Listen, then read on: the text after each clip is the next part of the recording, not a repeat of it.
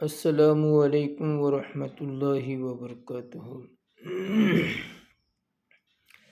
میرے پیارے آقا صلی اللہ تعالی علیہ وسلم کے پیارے دیوان، آؤ آقا دو جہاں صلی اللہ تعالی علیہ وسلم کی بارگاہ میں درود پاک کے تحفے پیش کرے۔ اللہم صلی علی سیدنا مولانا محمد۔ الصلاۃ والسلام علیک یا رسول اللہ صادق الوعد الامین صلی اللہ تعالی علیہ وسلم۔ میرے آقا کے دیوانوں، اللہ رب العزت اپنے کلام میں ارشاد فرماتا ہے، یا ایھا الذین آمنوا اتقوا اللہ، اے ایمان والو اللہ سے ڈرو۔ رب قدیر ایمان والوں سے مخاطب ہے، یعنی کہ ہم لوگوں سے جو عشق رسول کے دم بھرتے ہیں، جو لوگ محبت رسول کے دعوے کرتے ہیں، ان سے رب قدیر مخاطب ہے۔ کیا ہے کہ عاشق رسول ہونا یہی ایمان والوں کی دلیل ہے۔ سمجھ میں؟ اب جو میں حاضر آیا ہوں تو ایک خاص پیغام دینے کے لیے۔ یارو، ہم نے بچپن سے لے کر ابھی تک ایک بات سنی تھی کہ اللہ جو کرتا ہے اچھے کے لیے کرتا ہے، مگر مجھے کل اس بات کا بڑا اچھا خاصا تجربہ ہوا، جس کو انوبھو کہتے ہیں۔ انوبھو ہوا۔ اب وہ تجربہ کچھ ایسے ہوا کہ میں عام طور پر اگر جمعہ کے دن فری رہا یا فری رہتا ہوں تو میرے جتنے بھی ماننے والے ہیں، چاہنے والے ہیں، اس میں علماء کرام کی بھی ایک لمبی فہرست ہے، اور باقی جتنے بھی میرے ماننے والے ہیں تو ان لوگوں کی سسٹم رہتی ہے کہ اگر جمعہ کے دن اگر خاص کر میں فری رہوں تو وہ لوگ مجھے خطابت کے لیے مدعو کرتے ہیں، مطلب میری تقریر سننے کے لیے مجھے دعوت دیتے ہیں کہ حضرت آپ جمعہ میں خاص کر آنا ہی۔ کل جمعہ کا دن تھا، ہمارے بازو والے گاؤں میں مجھے مدعو کیا گیا تھا۔ حالانکہ بعد میں مؤذن صاحب نے بھی آ کر دعوت دی تھی کہ حضرت آپ کو آنا ہے، وہ گاؤں کے مؤذن صاحب، مگر کچھ دواخانے کے اور ہاسپٹل کے معاملات تھے، مصروفیت تھی، تو میں نہیں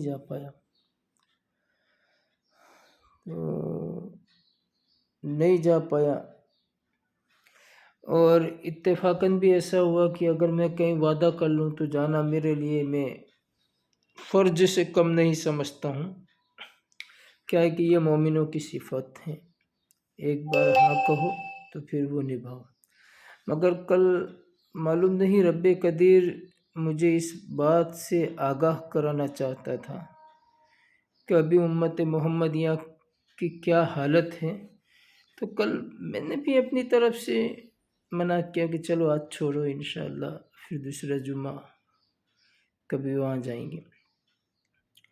تو جو کل مجھے تجربہ ہوا وہ بتانے جا رہا ہوں یارو، کہ ہمارے محلے میں جو مسجد ہے جہاں میں جمعہ پڑھتا ہوں، یہاں تو بہت ساری مسجدیں ہیں، مگر جہاں میں جمعہ پڑھتا ہوں وہاں کی بات کرتا ہوں۔ جب رہتا ہوں گھر تو پڑھ لیا کرتا ہوں وہاں، تو یہاں سب مسجدیں بڑی بڑی ہیں، تو کچھ ہاسپٹل کے کام کی وجہ سے میں بھی لیٹ ہوا، تو اب اتنا لیٹ ہوا کہ سمجھو میرے پاس زیادہ وقت نہیں رہا صرف سنت پڑھ سکوں، باقی کوئی وقت باقی نہیں بچا۔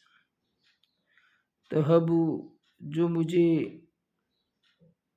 बहुत कड़वा तजर्बा हुआ उम्मत को लेकर, वो ये कि जब मैं वहाँ गया मस्जिद में तो मुझे दूसरे मंजिले पर जाना पड़ा। तो दूसरे मंजिल पर भी मस्जिद तो खचाखच भरी हुई थी, मगर आशिक का अपना मामला रहता है। तो मैं पहली सफ में जाने की कोशिशें करके आखिर पहुंच ही गया। तो पहली सफ में गया तो मैंने देखा कि 3 लोग जिनके सर खुले हुए हैं, पूरी मस्जिद खचाखच भरी है। अब 3, इसके अंदर एक बाप है, 2 बच्चे हैं, 2 बेटे हैं। अब तीनों के सर खुले हुए हैं, यूं समझो कि गुलिस्ता के अंदर दूसरे फूलों के बीच में 3 गुलाब खिले हुए हैं। आपको मिसाल दे रहा हूँ ताकि समझ जाओ। दूसरे यूं समझो कि सूर्यमुखी के फूल के अंदर गुलाब के 3 फूल खिले हुए, 3 सच्चे आशिक रसूल बैठे हुए। तो मेरी तो आदत है किसी से भी दीन की और अच्छी बात करना, तो मुझे लगा शायद ये लोग जल्दबाजी में टोपी पहनना भूल गए होंगे। तो मुझे मालूम नहीं था कि क्या सिचुएशन है। तो बस मैंने जो बड़े भाई थे उनको कंधे पर हाथ रखते हुए याद दहानी के लिए इशारा किया कि भाई आपके सर पर टोपी नहीं है। तो बेचारा मेरी तरफ देखकर शर्म से पानी पानी हो गया और कहने लगा, हजरत मैं टोपी घर भूल चुका हूँ। तीनों भूल गए थे, बाप बेटा। अब इत्तेफाक देखिए, अब यहाँ पर ये मेन पॉइंट है, अल्लाह जो करता है वो अच्छे के लिए करता है। इत्तेफाक देखिए, मेरी ज़िंदगी का ये एकदम मीठा और सच्चा फ़लसफ़ा है कि मैं अपना हाथ में जो रुमाल रहता है, जिसे दस्ती कहा जाता है, वो कभी नहीं भूलता हूँ।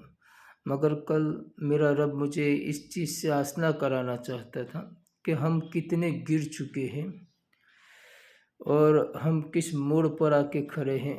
इस चीज़ से मेरा रब आसना कराना चाहता था।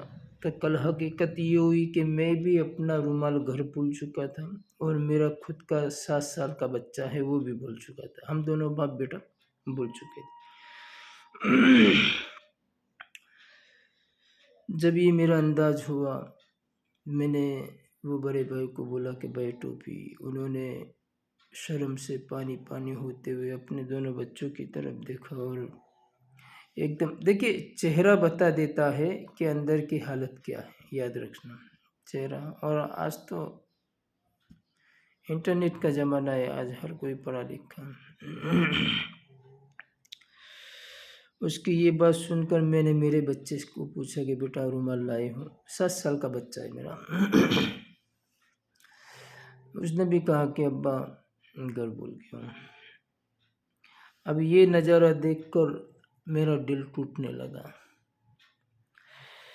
दिल टूटने की वजह ये कि पूरी मस्जिद के अंदर से कोई भी अल्लाह का बंदा ऐसा नहीं खड़ा हुआ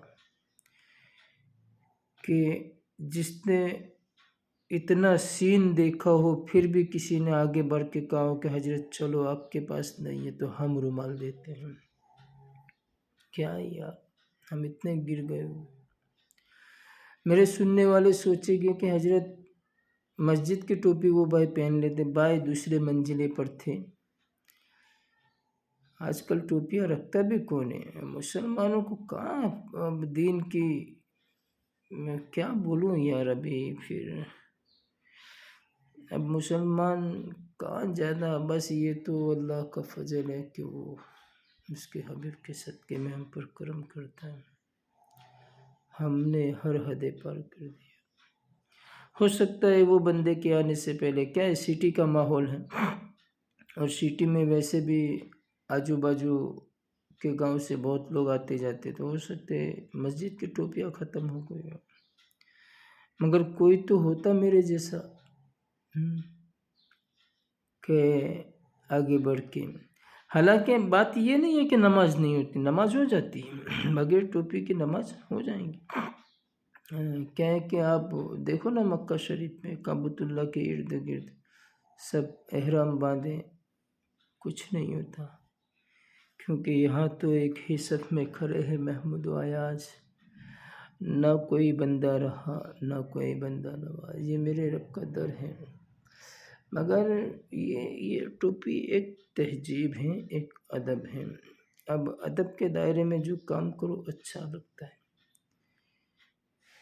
میرا دل تو یہ کہتا ہے کہ کل جب میرے پاس رومال نہیں تھا، اگر ہو سکتا ہے میری طرح کوئی اور بندہ آ کے اس بندے کو رومال عنایت کرتا، قسم وحدہ لا شریک کی، وہ ایک کام کے صدقے میرا رب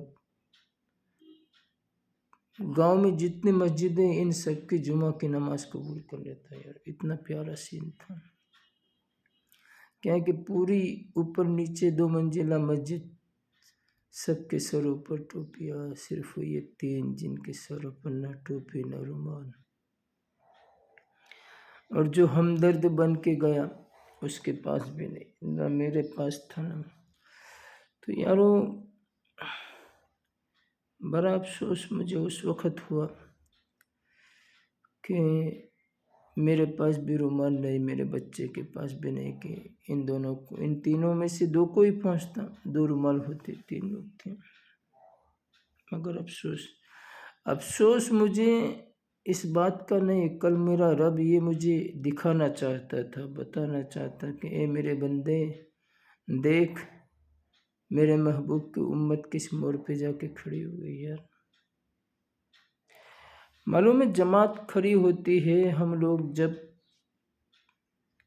قیام میں کھڑے ہو جاتی ہے اللہ اکبر کہہ کے، تو ہم لوگوں کی سسٹم رہتی ہے سجدہ گاہ، مطلب ہم جہاں سجدہ کرتے وہاں سے لے کر ہمارے گھٹنوں کے بیچ میں جو جگہ ہوتی ہے وہاں ہم اپنا موبائل رکھتے ہیں، اپنا چشمہ رکھتے ہیں، اپنا رومال رکھتے ہیں، یہ سب رکھتے ہیں۔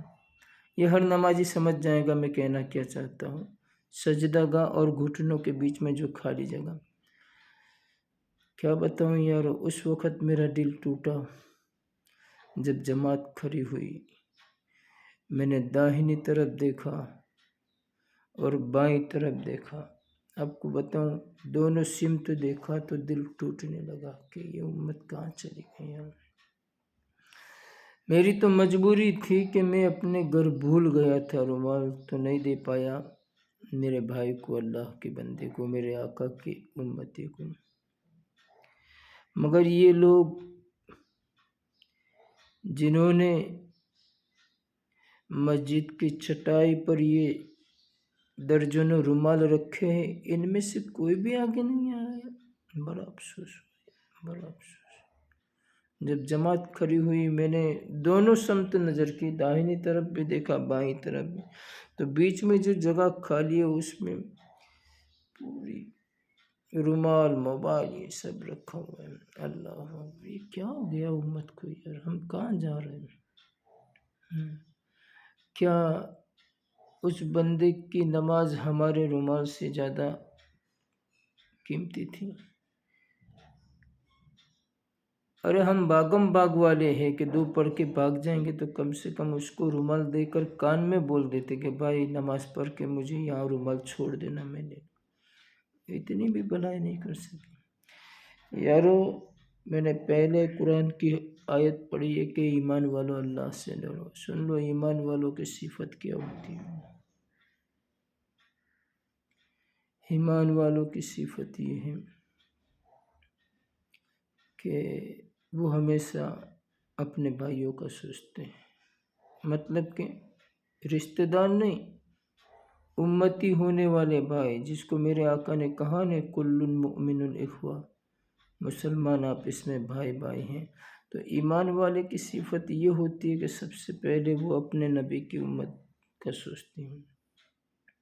دیکھو نا جب میں لوگوں کے بیچ میں جاتا ہوں تو امت کی خستہ حالی دیکھ کر بہت رونا آتا ہے، اور میں روتا بھی بہت ہوں، اور مجھے سن کے لوگ بھی روتے ہیں۔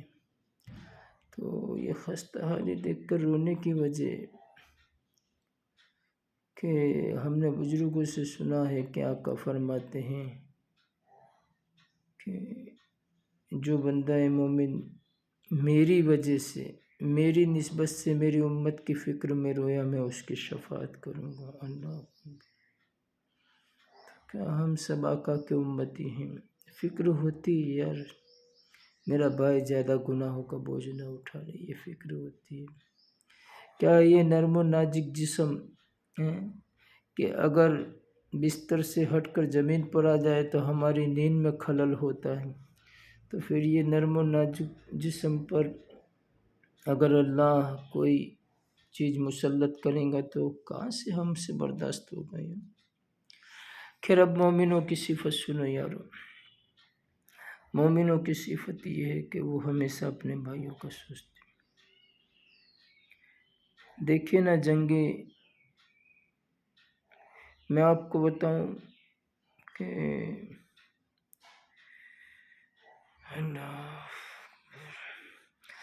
پہلے عاشقان مصطفیٰ جنگیں کیا کرتے تھے، اب جنگ احد کو دیکھ لو۔ جنگ احد میں فتح ملنے کے بعد جتنے بھی مجاہدین زخمی تھے، زخموں سے چور چور ہو گئے تھے۔ معلوم ہے میں مومنوں کی بات کر رہا ہوں۔ کل تو میں نے یہ دیکھا کہ ہم لوگ ایک دوسرے کو رومال تک نہیں دیتے سر ڈھانکنے کے لیے تاکہ بندہ سکون سے نماز پڑھ سکے۔ اور مجھے سب سے برا اس وقت لگا جب 2 رکعت فرض ختم ہوں، اس کے بعد جیسے ہی وہ بندے نے پچھلی صف میں جا کر نماز ادا کرنے کی کوشش کی، پوری مسجد اس کو ایسے ٹانک ٹانک کے دیکھ رہی تھی، ٹک ٹکا کے دیکھ رہی تھی کہ یوں لگ رہا تھا کہ جیسے کوئی بہروپیہ اب دوسرا روپ دھارن کرنے والا۔ بہت برا لگا یار، بہت برا۔ یہ امت کہاں جا رہی؟ کسی نے رومال نہیں دیا یار، بہت کیا بتاؤں یار اب امت۔ اب دیکھو جنگیں ہوتی رہی، اب جنگ احد میں فتح ملنے کے بعد جتنے زخمی تھے تو زخموں سے چور چور تھے، ان کو پانی کی طلب تھی۔ کہنے لگے العطش العطش، ہمیں پیاس ہے، شدت کی پیاس ہے، کوئی پانی پینا۔ معلوم ہے وہ پانی لے کے کون آیا تھا؟ بتاؤں یارو، مچل جاؤں گے۔ مومنوں کی صفت بتانے جا رہا ہوں کہ مومن کسے کہتے ہیں۔ جب جنگ احد کے مجاہدین جو زخمی تھے پانی پانی کی گہار لگانے لگے تو پانی لے کر دنیا کا کوئی عام انسان نہیں ہے، ہم سب کی ماں ام المؤمنین عائشہ صدیقہ آئی تھی۔ بتاؤ عائشہ صدیقہ جب پانی لے کر آئی تو وہ پانی تو لوگ جھپٹ پانی کے اوپر جھپٹ پڑتے کہ بھائی چلو ہماری اماں آئی ہے پانی لے کر، میرے آقا کی اہلیہ آئی ہے، ہم سب کی مسلمانوں کی ماں آئی ہے۔ مگر یہاں مومن کی صفت دیکھو یارو، سیدہ عائشہ صدیقہ رضی اللہ تعالی عنہا جب پانی لے کر گئی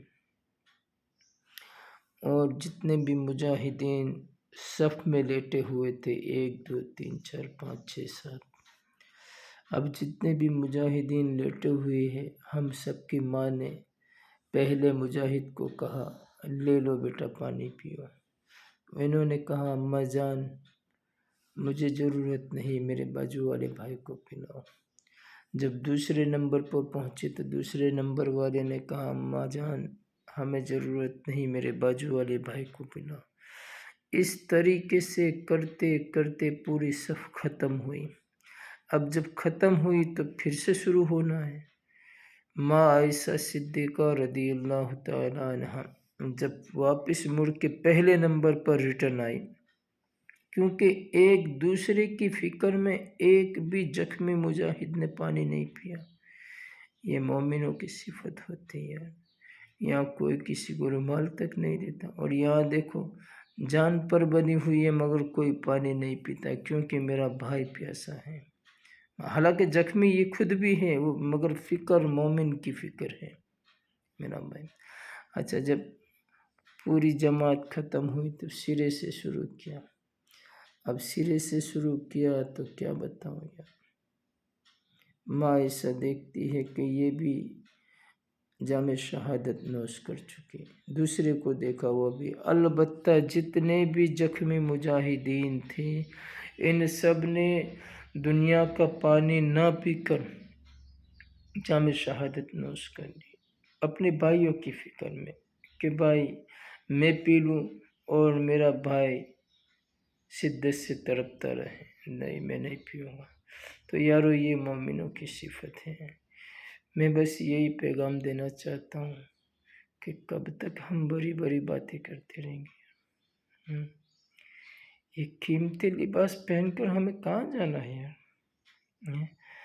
میں نے تو اب بڑی بات نہیں کرتا ہوں، مگر میں صرف اتنا کہوں گا کہ آپ میرے یوٹیوب چینل کو دیکھیں، یہی لباس میں آپ کو دیکھوں گا جو لباس لوگ سوچتے ہوں گے کہ یار روزانہ نیا لباس پہن کے جانا کہاں یار؟